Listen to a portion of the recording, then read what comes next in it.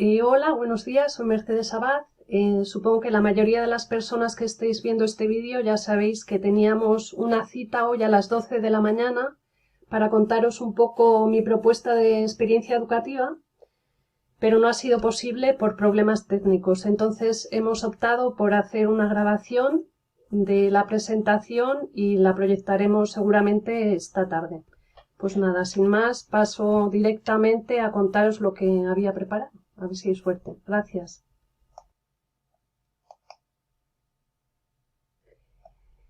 Bueno, lo que os voy a contar, mi propuesta la he titulado Las hoy se mueven contra el COVID-19, aprendizaje colaborativo de idiomas. La charla la he dividido en dos partes. Por un lado, os presentaré dos ejemplos de aprendizaje colaborativo de idiomas de la mano de la web 2.0 y en la segunda parte os hablaré de la propuesta de experiencia educativa que he ideado y que he titulado Las hoy se mueven contra el COVID-19. Pasamos directamente a la primera parte y antes de contaros sobre los ejemplos, un par de apuntes de por qué he elegido la web 2.0. Precisamente por el gran potencial que tiene para el aprendizaje de idiomas, ya que la razón de ser de la web 2.0 es la comunicación y los idiomas, el lenguaje es comunicación. Por otro lado, los usuarios de la web 2.0 pueden asumir el rol de prosumidores, es decir, pueden producir contenidos además de consumir, y todos podemos colaborar e interactuar. Entre las herramientas que integran la web 2.0 he elegido además las redes sociales por representar el máximo exponente de la web 2.0 y ser paradigma de la comunicación. El primero de los ejemplos que os presento tiene que ver con Twitter y antes de pasar al mismo, quiero contaros un par de cosas relacionadas con el uso de etiquetas en redes sociales, especialmente en el caso de Twitter e Instagram. Para explicaros la importancia de las etiquetas, bueno, supongo que la mayoría ya utilizáis redes sociales, pero para aquellos que no lo hacéis, toda publicación ha de ir acompañada de una etiqueta si se quiere volver a recuperar ese contenido. Entonces, para recuperarlo se pueden realizar búsquedas. Vamos a realizar aquí una búsqueda ejemplo, escuelas amigas. ¿Vale? El resultado de la búsqueda es este. Aparecen aquí todas las publicaciones que contienen esa etiqueta. ¿Vale? Otra búsqueda posible. Por ejemplo, idiomas. La búsqueda nos aparecen todas aquellas publicaciones, ¿vale?, que tienen que ver, que contienen la etiqueta y que tienen que ver con los idiomas. Lo bueno que tiene Twitter es que se pueden hacer búsquedas combinadas. Supongamos que queremos saber lo que están haciendo otras personas relacionado con los idiomas y la mediación. Entonces, mediación. Si hacemos un uso combinado de las dos etiquetas, nos aparecen aquí las publicaciones de todas aquellas personas, de todos aquellos perfiles relacionadas con el tema de la mediación. Y es muy importante el uso combinado de etiquetas porque si realizamos, por ejemplo, una búsqueda solamente con la palabra mediación, los resultados que obtenemos no tienen nada que ver con el tema de los idiomas. Son en primer plano temas sociales, temas de carácter jurídico. Bueno, luego retomaremos el tema de las etiquetas. La experiencia educativa primera que os presento la puso en marcha Adelaida Martín Bosque. Aquí os he puesto un enlace a su perfil. La experiencia educativa que llevó a cabo fue con ayuda de esta etiqueta, la de noto que soy español cuando y noto que soy española cuando. ¿Cómo lo hizo? Esta experiencia educativa se llevó a cabo con alumnos extranjeros que estuvieron pasando una temporada en Barcelona por motivos de estudios.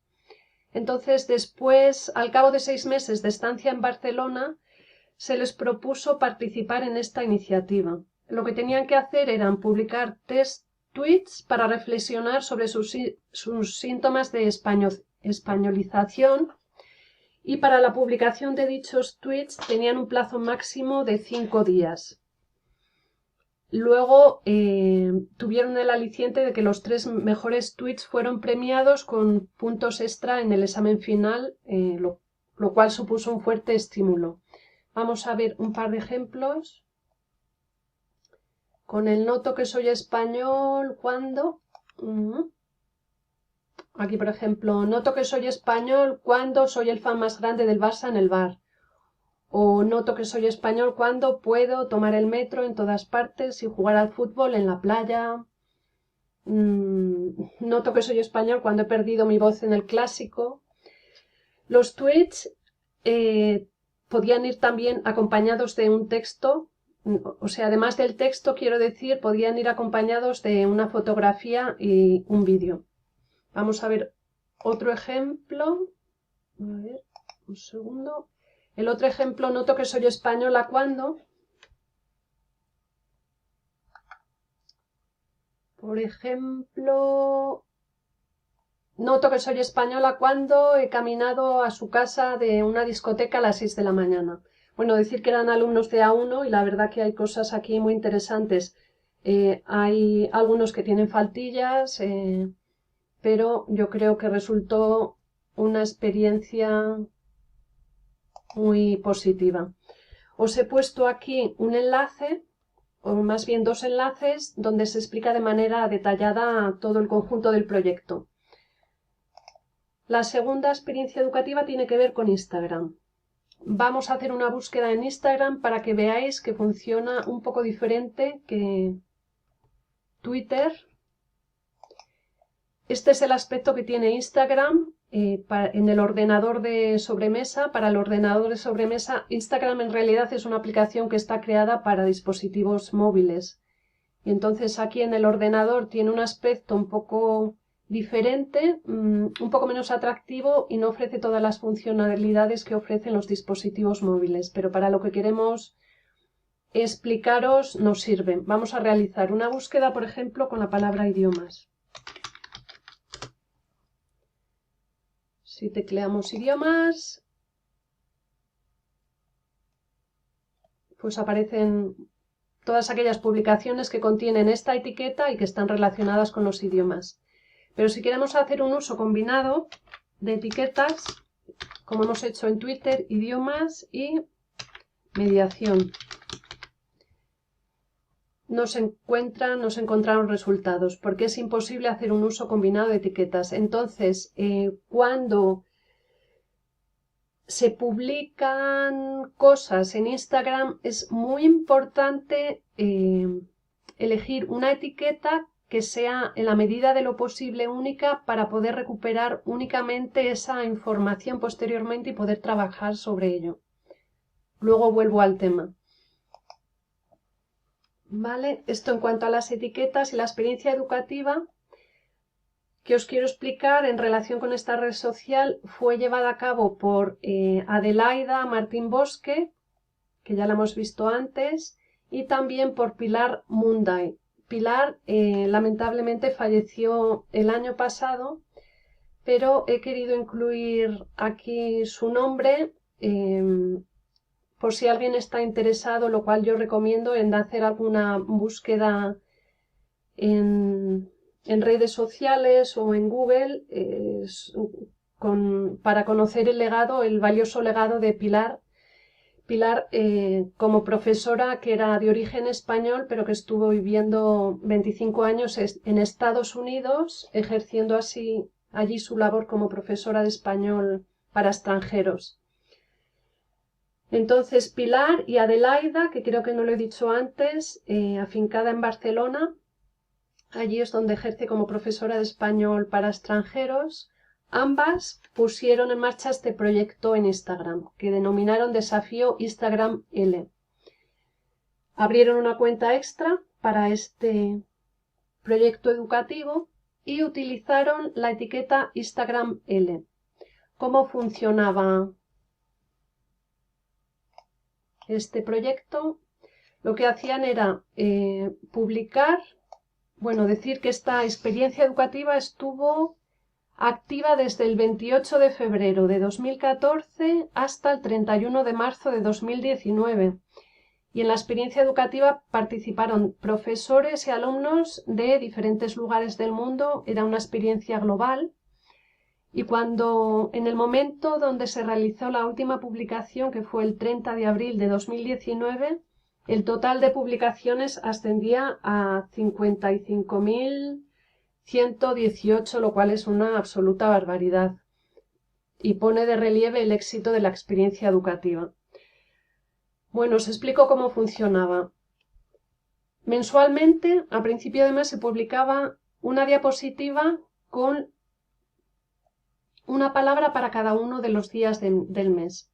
Entonces, las personas que participaban en el proyecto tenían que publicar un texto relacionado con la palabra en cuestión. Vamos a ir, que os enseño un ejemplo que se ve mejor. En este caso, por ejemplo, la palabra era otoño.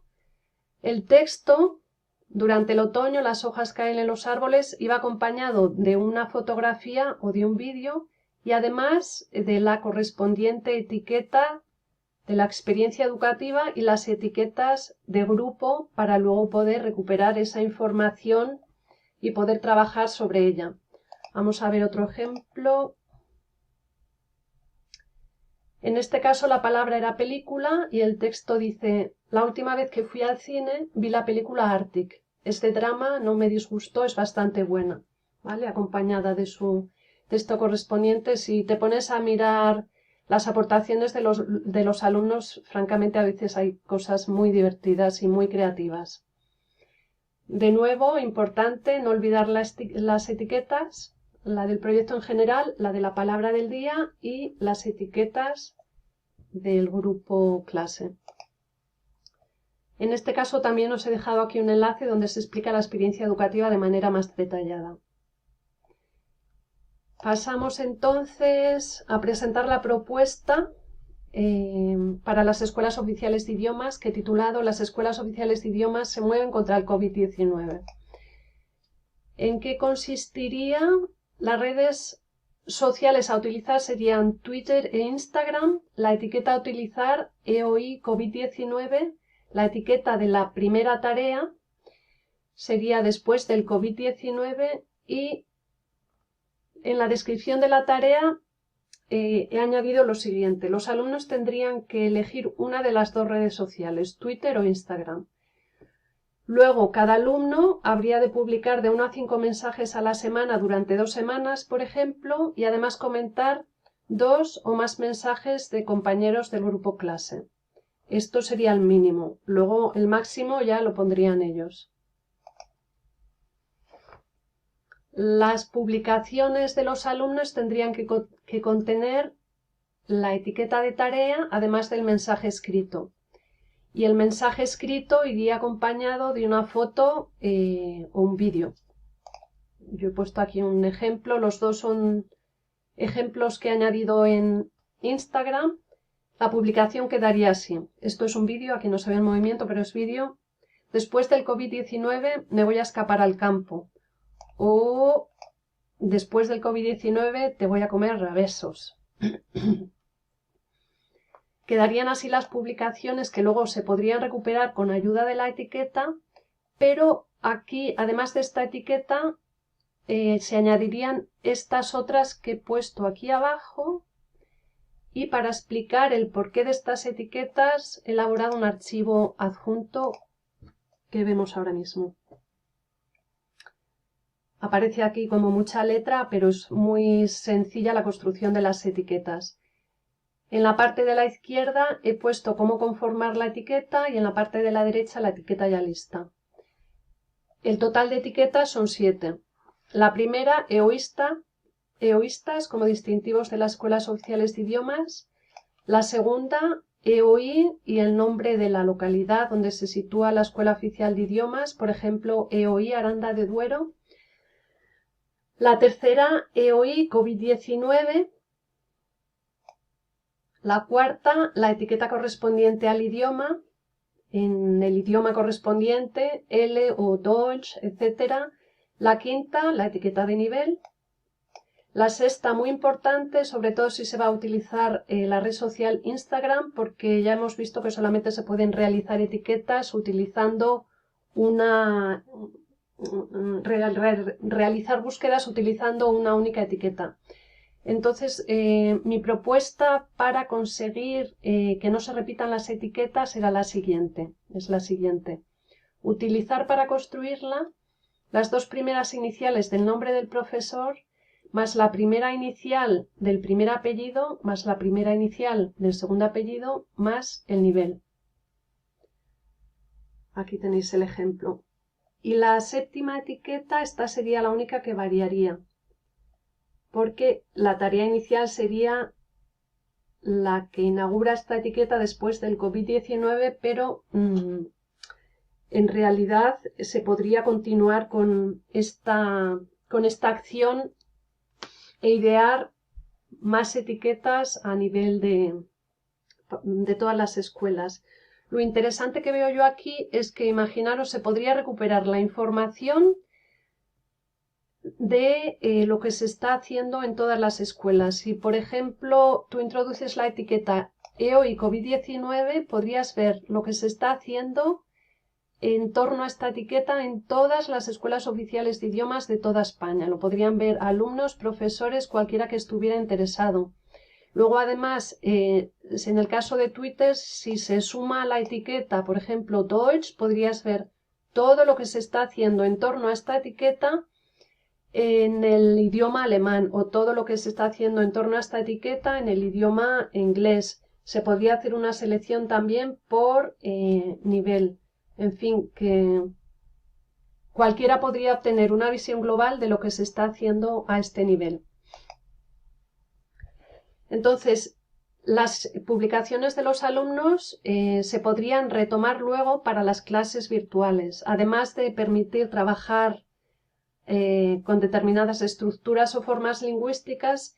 Se podría trabajar sobre estas publicaciones analizando, por ejemplo, aspectos formales de la lengua o comentando, interactuando sobre las publicaciones a nivel de contenido o nivel estético, con el aliciente que supone trabajar sobre materiales auténticos y además elaborados por uno mismo, ¿no? Elaborados por el alumno.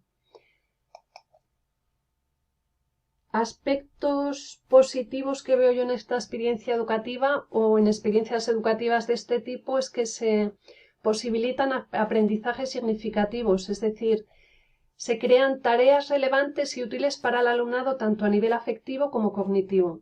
A nivel afectivo, en nuestro caso, el tema actual es relevante después del COVID-19, la etiqueta propuesta, el tema actual es relevante y se le da además un tratamiento positivo después de como esto va a tener un fin en algún momento, ¿no? Y posibilita la etiqueta y el dedicarse a realizar la tarea relacionada con esa etiqueta, salir del confinamiento, del aislamiento de la situación.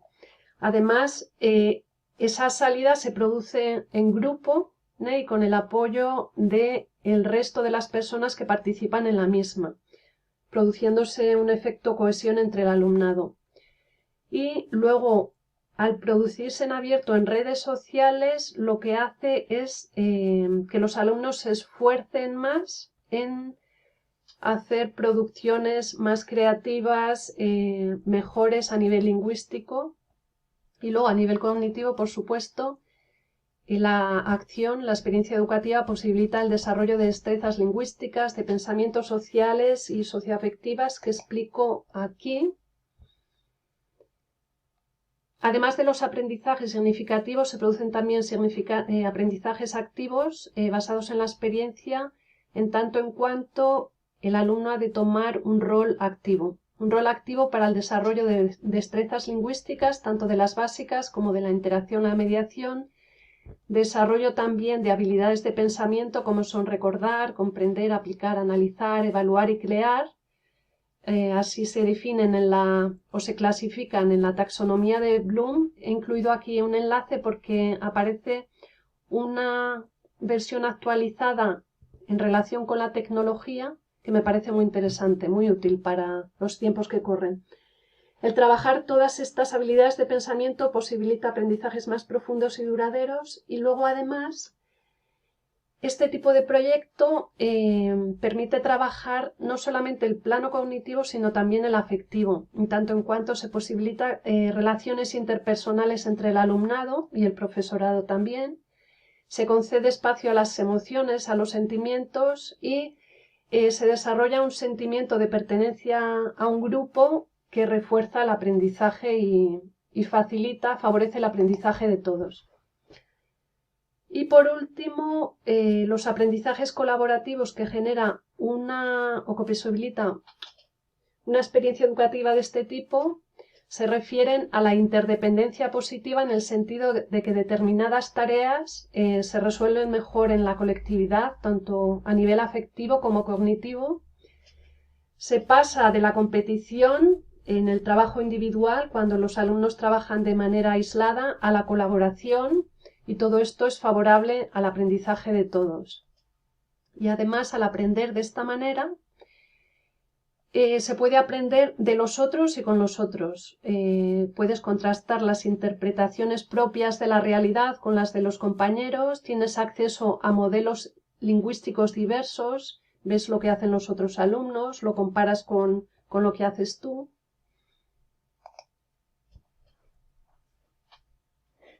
En cuanto al contexto, este entorno de trabajo, lo positivo que tiene, los aspectos más destacados es que las redes sociales son una herramienta de uso habitual por un alto porcentaje del alumnado.